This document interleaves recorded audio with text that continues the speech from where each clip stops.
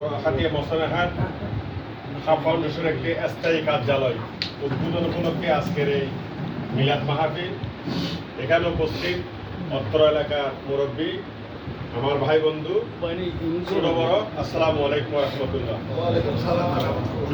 আপনারা সবাই জানেন, ইতিপূর্বে অবগত হয়েছেন, আমরা আলহাজ ফকির মোহাম্মদের উত্তরসূরি ছেলেরা আমার আব্বা আম্মার মাগফিরাতের জন্য সদকায়ে জারিয়া হিসাবে এই সংগঠনটা আমি 2022 সালে শুরু করেছি।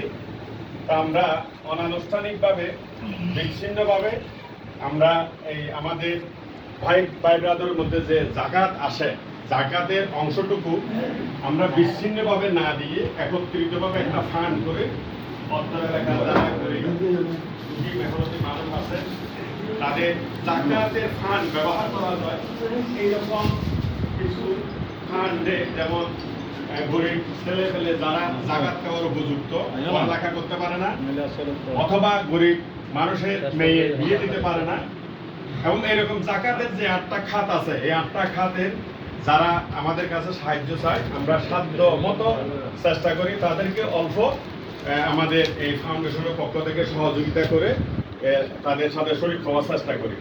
তা আমরা চিন্তা করলাম, এটা যেহেতু কোনো অফিস টাইম, বিচ্ছিন্নভাবে আমরা যেহেতু হাটে বাজারে বাড়িতে বসে করি, তা আমরা চিন্তা করলাম একটা স্থায়ী যদি অফিস হয়, এখানে আমরা আনুষ্ঠানিকভাবে সুন্দরভাবে সুচারুভাবে কীভাবে এটা আমরা বন্টন করতে পারি, সেই চিন্তা থেকেই আজকে একটা আমরা স্থায়ী ফাউন্ডেশনের অফিস করলাম।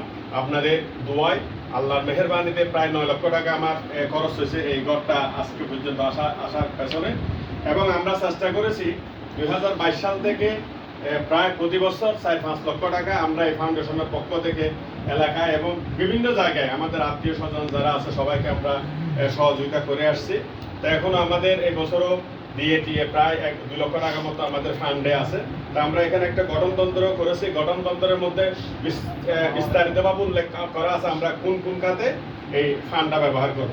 তা আপনারা যারা আসছেন আমাদের এই মহতি উদ্যোগকে আমার আব্বা আম্মার মাগফিরাতের জন্য সদকায়ে জারিয়া হিসেবে আমরা যারা আমার আব্বা আম্মার উত্তরসূরি আছি, আমরা চেষ্টা করি, কারণ মানুষ মারা যাওয়ার পর নাকি 3টা আমল ইয়েতে যায়। একটা হলো ভালো ছেলে মেয়ে যদি রেখে যায়, তারা যদি কোনো ভালো কাজ করে সেই বিষয়টা, আর যদি কোনো কাউকে যদি ভালো দিন এলেম শিক্ষা দিয়ে যদি ওই এলেমের কাজটা যদি ভালো কাজে ব্যবহার হয় সেক্ষেত্রে, আর যদি সে জীবদ্দশায় কোনো ভালো রাস্তাঘাট ব্রিজ করে যায়, সেখান থেকে সদকায়ে জারিয়া আর সব আমল বন্ধ হয়ে যায়।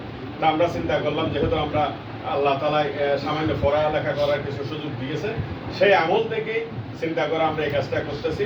এমনিতে আমাদের তো জাকাত আসে, সেটা বিচ্ছিন্নভাবে না দিয়ে আমরা চিন্তা করলাম মানুষের জন্য কাজে আসে, কল্যাণে আসে। তো আপনারা দোয়া করবেন, আপনারা এলাকাবাসী আসেন, আমাদের পাশে থাকবেন, আপনাদের সহযোগিতা আমাদের খুবই দরকার। আপনারা পরামর্শ দিবেন, এটা যেন এই সংগঠনটা যেন দিন দিন উত্তরোত্তর সমৃদ্ধি করতে পারি।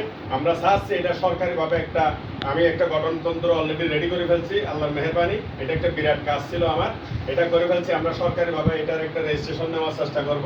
পাশাপাশি আমরা যেটা করবো, এর বাইরে সরকারিভাবে বিভিন্ন অনুদান বা আমরা চাইলে এনজিওর মতো করে বাহির থেকেও আমরা যদি কিছু টাকা পয়সা ফান্ড আনতে পারি, এই এলাকার গরিব মানুষের জন্য এটা উপকার হবে। তো আমি আর বেশি কিছু বলবো না।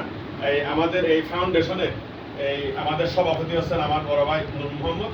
উনি আপনারা জানেন দীর্ঘদিন অসুস্থ ছিলেন, ওনার একটা বড় মেজর অপারেশন হয়েছে, ওপেন হার্ট সার্জারি। তো উনি আমাদের এই সংগঠনের সভাপতি, আর আমি সেক্রেটারি হিসেবে দায়িত্ব পালন করতেছি। তো আমি আমার ভাইকে মজলিসের উদ্দেশ্যে কিছু বলার জন্য অনুরোধ করতেছি। আসসালামু আলাইকুম।